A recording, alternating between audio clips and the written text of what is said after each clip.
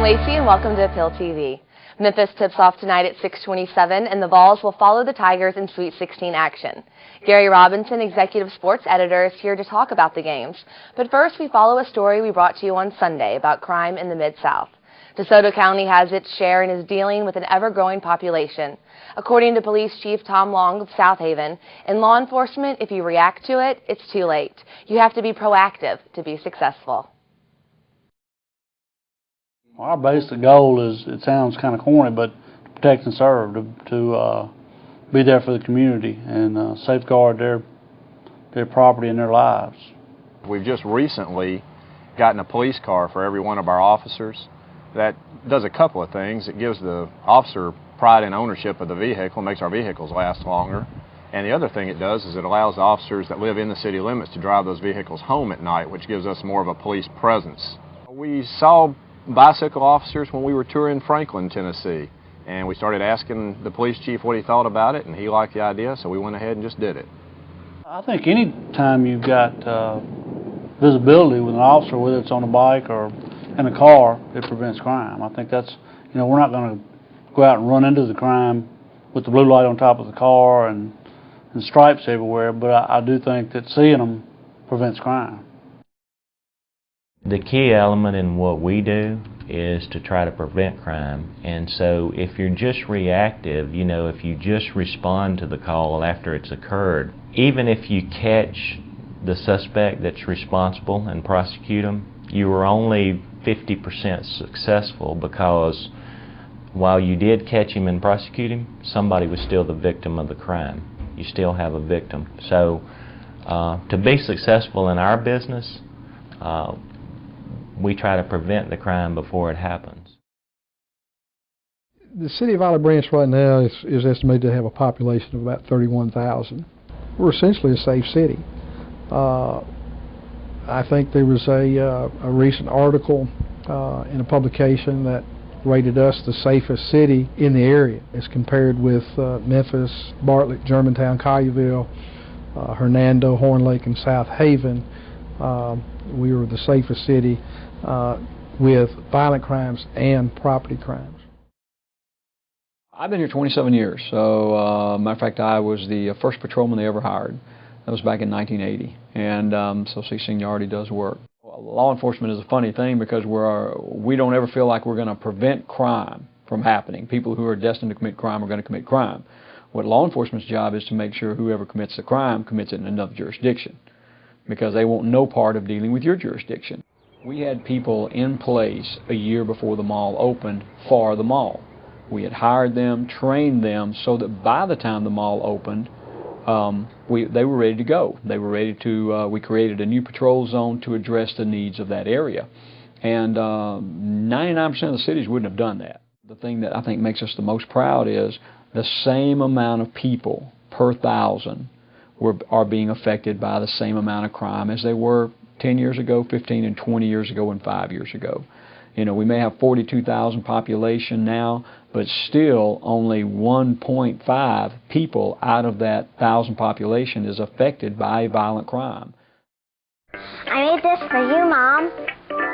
Wow. It's milk with the cookies already in it. Wow. Frank looks at the chart and says, it's net, not gross. Wow. Well? Wow. The world's most perfectly cut diamond. Thrills like no other. Hearts on fire.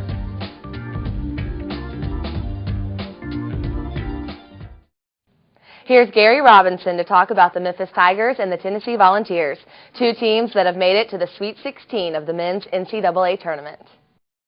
Let's take a look at the Tigers game against Texas A&M in the Sweet 16 in San Antonio. Up front, the Tigers are going to face a big challenge because Texas A&M starts 6'10", 6'9", 6'7", led by 6'9", 250-pound forward Joseph Jones, who averages about 13 points a game. The Tigers, of course, will counter with Joey Dorsey and Robert Dozier. If they get into foul trouble, expect Kareem Cooper and maybe even Pierre Niles to come off the bench and provide some minutes. The backcourt is going to be a battle between A.C. Law, who is the indisputable leader for the Texas A&M Aggies. He averages 18.4 points a game. He dictates the tempo at which this team plays. The Tigers will want to play faster than Texas A&M, but the NCAA tournament is all about being able to adapt to different styles. A&M can run.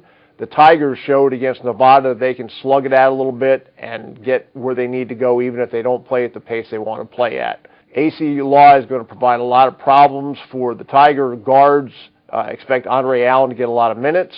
He is going to have to do a tough defensive job on Law. And the big question, of course, for the Tigers will be whether Chris Douglas-Roberts can play despite his ankle problem. We don't really know a whole lot about it. He was able to do a little bit of working out.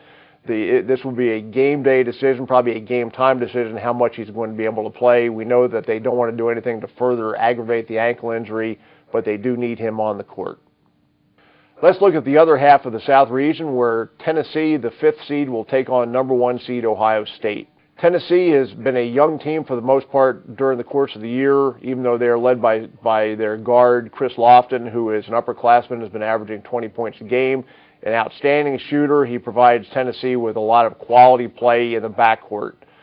Ohio State is even younger than Tennessee. They start 3 freshmen in Columbus. Obviously, the most heralded is Greg Oden, their 7-foot center. He averages double figures in points, just about 10 rebounds a game. To me, the big question in this game is going to be whether the volunteer front court guys, Wayne Chisholm and Duke Cruz, will be able to stay out of foul trouble and keep Greg Oden neutralized inside. Ohio State has not been blowing people out. They play close to the vest. They don't like to get out and run a whole lot, so it's going to be an interesting battle to see who can control the tempo in this game as well. Tennessee loves to run. They scored 121 points against Long Beach State in the first round. And if Chris Lofton and some of his cohorts are hot, it's going to be a long game for Ohio State. Whoever controls the tempo in this game, I think, is going to come out on top. I like Tennessee in a little bit of an upset here, but I'm not going to be surprised if Ohio State advances as well. That's it for taking a look at the Tennessee teams in the Sweet 16 of the NCAA tournament. Coming up tomorrow, the Bite This Weekend movie review, and Gary Robinson talks about Vanderbilt's big game against Georgetown. Thanks for watching, and be sure to come back to CommercialAppeal.com for more Appeal TV. Sport and energetic style come together in the 2007 Cadillac CTS. Unleash your inner drive at only $329 a month, and you can see it today as our showroom renovation continues at Bud Davis Cadillac, 5433 Poplar, or on the web at buddaviscadillac.com.